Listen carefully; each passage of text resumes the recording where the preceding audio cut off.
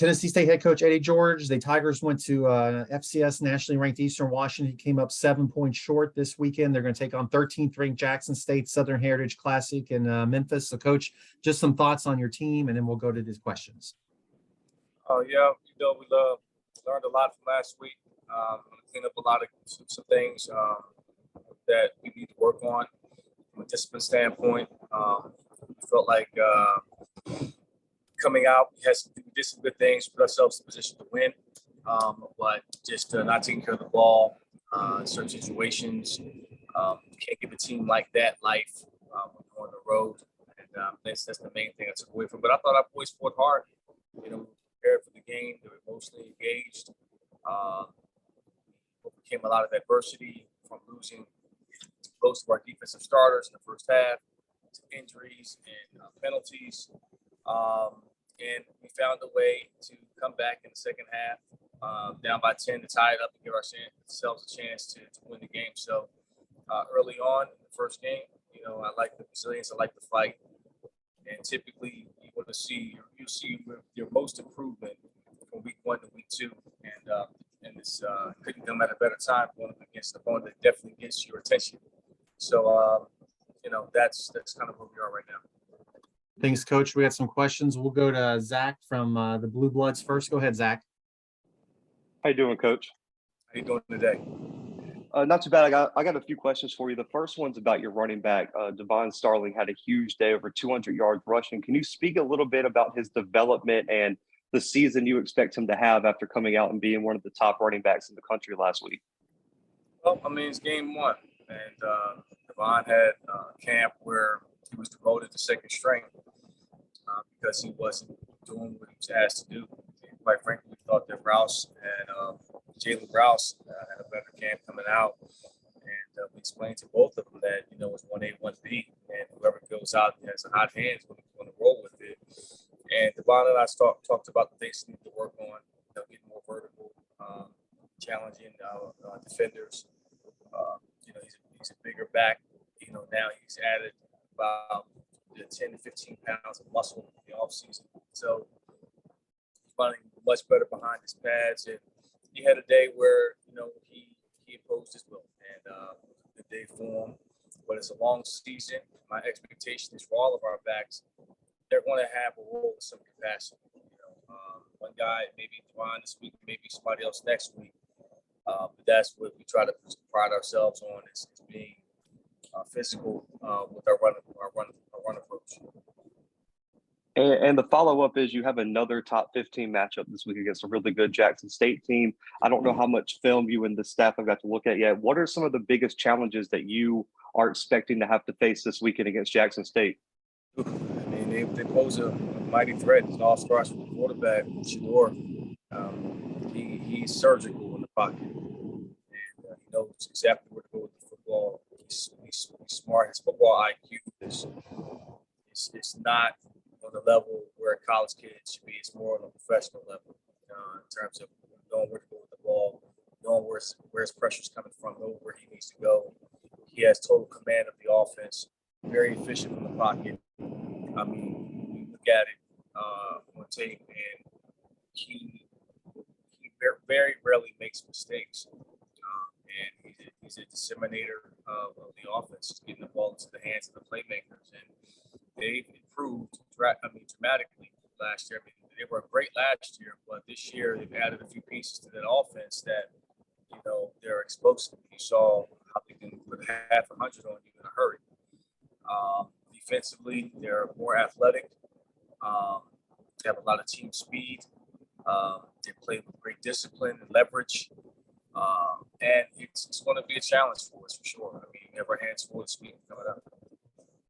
And my final question here, and I appreciate you answering all these, Coach, is you spoke a little bit about the injuries last week. Where does your team stand, and how many of those guys do you expect to have back this weekend against Jackson State? I expect us to be back. We're a little banged up, and I told him, I said, hey, kiss it, throw some dirt on it, let's go. If we can walk, if we can run, it's a little sore. Hey, it's football. It's football bruises. That's what it's about. And we played a physical game. Eastern Washington, they're used to playing big bully ball, and we're used to that. So and that comes along with it. So I anticipate us having most of our guys back. You know, and they're a little banged up, but they'll be fine. I think once the drill gets going, and get out on the field and get a dance and get ready to rock and roll. Thank you, Coach. We got Mike Organ up next. Go ahead, Mike. Hey, Eddie, you just answered my first question about injuries because I was concerned about especially some of those defensive guys. So I'll go to my second question. When you got this job, you and Deion's relationship was beyond amicable. You were both admired each other, very friendly with each other. Where does it stand now after a year of battle and two different kinds of approaches? I'll ask you that after the answer to this question. But where does your relationship stand with Deion right now? Oh, it's still great. I can call Deion right now. Have a very good cordial conversation without talking about ball. So it's professional. In this profession, we know what we're trying to do, what we're trying to accomplish at both universities. But when it's time to compete, we compete. And it's no different than us playing against each other. You know, you're competitive for 60 minutes. After the game, we can have a beer or a Coke, whatever, and share stories and talk and build and grow as men. I mean, the one thing about us is that, you know, once you're in that fraternity of the NFL and there's a mutual respect, you know how to compete without being disrespectful. And that's the one thing that I preach to my guys is that we're going to compete but not be disrespectful, you know, to one another. And you kind of, you know, right from wrong and so forth. But Deion and I are really good friends, and this is an opportunity for us to get busy this weekend. We're doing a good show. You two are doing the same thing, basically helping to revive HBCU programs, two former pros that have gone back to this level, but you've done it in much different ways. Talk about the differences and why you've chosen your path. Well, my path is big. It all stems from my experiences as a player, my experiences as a business person. And that's it. I really can't speak on, you know, what his approach is outside of what I see on social media. Social media presence is very strong, and that's fine. You know, I choose to do it a different way in terms of just being about execution. You know, really pushing the needle, getting in the meetings, pushing the envelope externally in the business community, challenging our administration. You know, I like to go and meet with the people and talk to them about these issues and get the needle moving, have action. So, and that's okay. I mean, people don't necessarily have to see that. You know, I'm not one to promote that, and it's not a right or wrong to either approach. The bottom line is, are you moving the needle? Is change happening? And his approach has been very efficient. It has been very appropriate. It's caused a lot of attention, and he's making noise and having progress, building a very solid program, championship program that you have to admire. I mean, he makes Jackson State a national brand.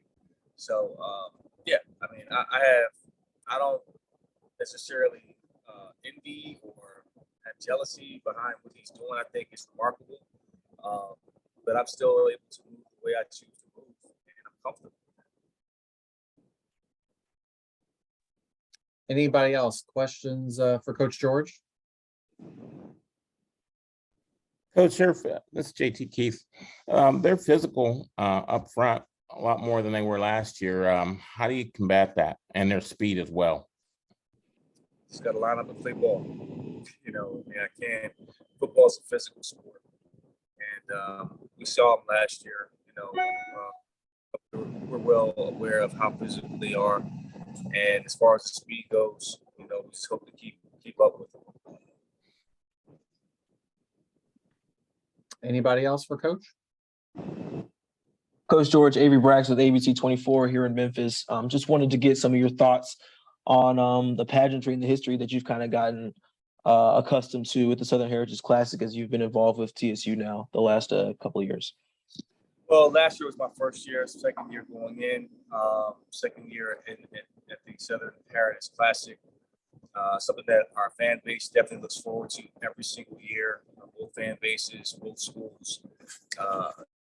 Rich tradition in terms of the game that's played, the matches that have been had over the past few years. So this is another chapter in that great tradition, and in terms of the game's concerned, and it's an honor to be a coach in it. It's an honor to lead these young men in it, and I talked to them the other day. This is the last one for a while, and you want to make history. Here's your opportunity to do that, and we're excited to be playing this weekend against Jackson State and Southern Harris Classic. Hopefully, it won't be a long period of time before we get back together again, but we'll see what happens in the future. What kind of has been your thoughts on everything surrounding that kind of controversy as it being the last Southern Heritage Classic as it stands between TSU and Jackson State? Well, I understand the business side, and if one party feels like it's not being compensated fairly, and you want to explore a new business structure, absolutely. I mean, I get it. Looking at it coming into it for the first time last year, wasn't a great deal of transparency on how the game was divided. I mean, I was more concerned about, hell, I got to get guys eligible and, trying to figure out getting uniforms and white socks for my players versus, how the money is split. But after a year in and looking at it, you can kind of say, okay, well, this doesn't benefit. There's not a win-win here. Where's the win-win? So I understand that side, and I don't foresee it being egregious or a slight towards Tennessee State. I think it's more or less, looking at all parties, how are we all benefiting from it versus one particular entity. So that's that part, I get. Thank you, Coach. Coach, appreciate your time this morning. Best of luck on Saturday. We'll talk to you next week. Thanks, guys. I'll talk to you soon.